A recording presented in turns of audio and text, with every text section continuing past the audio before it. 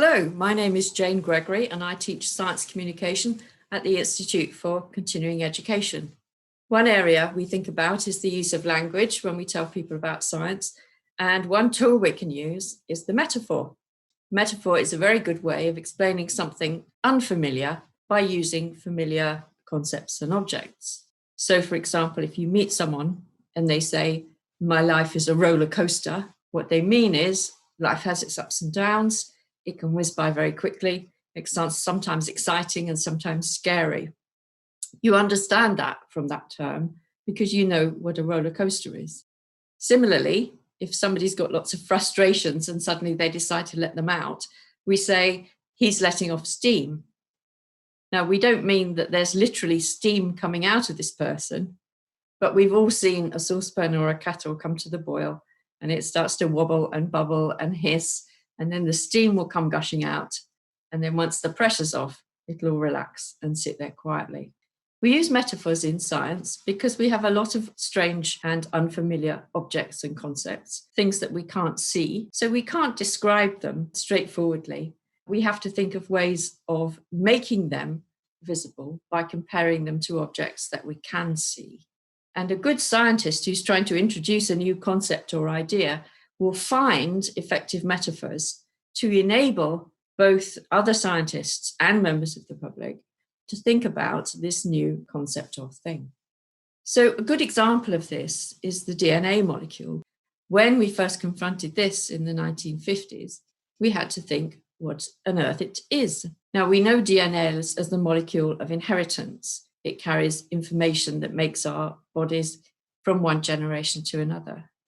And a very common metaphor used at that time was the blueprint. Now, the blueprint is a form of technical drawing which carries all the information you need to make a new version of something. So in this case, this is a blueprint for a house. The architect will have imagined the house and drawn this drawing so that the builder can then reproduce exactly the house that was in the imagination of the architect.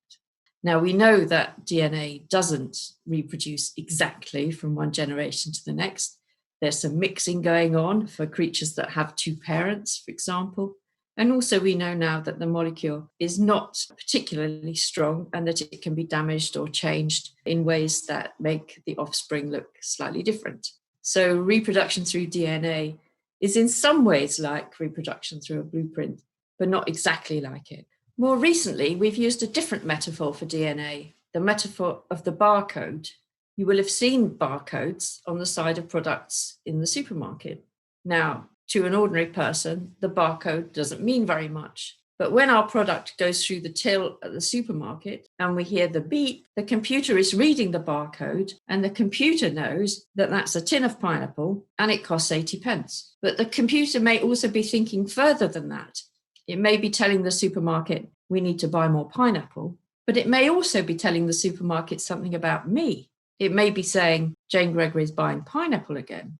So having a barcode that we can't read, but that the computer can read, tells us something about the prospects for DNA to be used to find out all kinds of information about people. And it tells us something about the role of computers in analyzing that information. So metaphors are very useful in science, but they often tell us only part of the story. Metaphors can reveal certain aspects of a concept or thing, but they can also hide others or distract us from thinking about certain other aspects.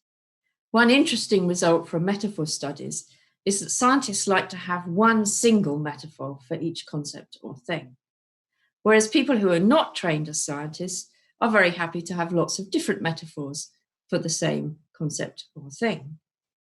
So when we think about DNA as a blueprint, we think about certain aspects of what it is and what it does.